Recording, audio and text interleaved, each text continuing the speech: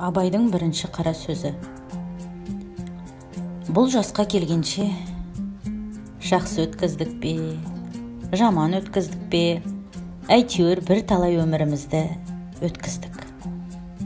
Алыстық, жылыстық, айтыстық, тартыстық, әурешілікке көре-көре келдік.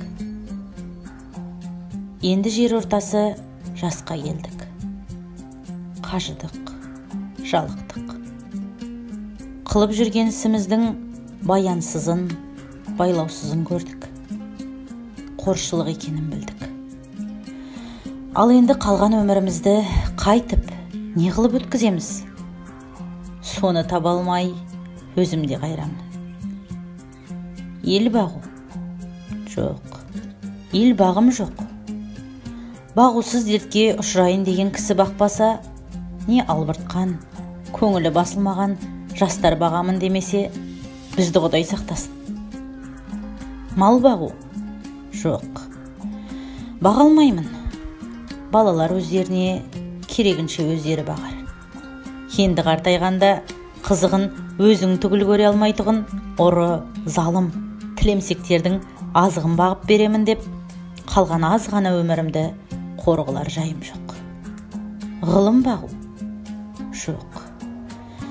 Ғылым бағарға да ғылым сөзін сөйлесер адам жоқ. Білгеніңді кімге үйретерсің? Білмегеніңді кімнен сұрарсың? Елсіз күнсізде кездемені жайып салып, қолына кезін алып отырғанның не пайдасы бар?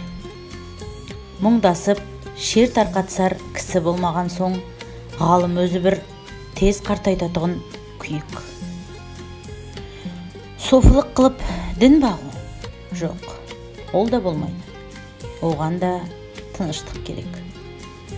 Не көңілде, не көрген күніңде бір тыныштық жоқ. Осы елге, осы жерде не қылған софылық? Балаларды бағу? Жоқ, баға алмаймын. Бағар едім, қалайша бағудың мәнісін де білмеймін. Не болсын деп бағам, қай елге қосайын, қай харекетке қосайын.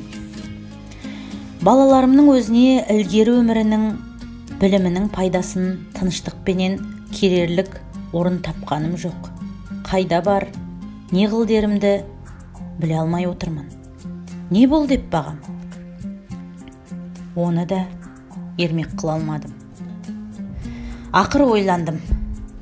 Осы ойыма келген нәрселерді қағазға жаза берейін. Ақ қағаз бен қара сияны ермек қылайын. Кімде-кім ішінен керекті сөз тапса, жазып алсын, я оқысын. Керегі жоқ десе, өз сөзім өзімдікі дедім де, ақыры осыған байландым. Енді мұнан басқа ешбір жұмысым жоқ.